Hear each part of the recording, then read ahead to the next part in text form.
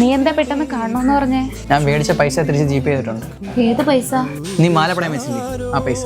അല്ല, ഞാൻ മാല പണയം വെച്ച കാര്യം നീ എങ്ങനെ അറിഞ്ഞ്? ഒരു മിനിറ്റ്. ഹലോ ആൽബി.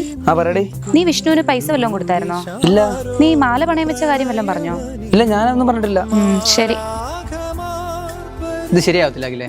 എന്തുവാ? നീ പറഞ്ഞിട്ടാ ഞാൻ ആൽബിയുടെ പൈസ കൊണ്ട് കൊടുത്തേ. ഈ പൈസയുടെ ഒക്കെ ആവശ്യം വരുമ്പോഴേ എന്നെ ഇൻവോൾവ് ചെയ്യല്ലേ. അത് കുറച്ച് അർജന്റ് ആയണ്ട. ശരി. പിന്നെ ഈ സൺഡേ ഒന്ന് പിക്ക് ചെയ്തോണ്ട്.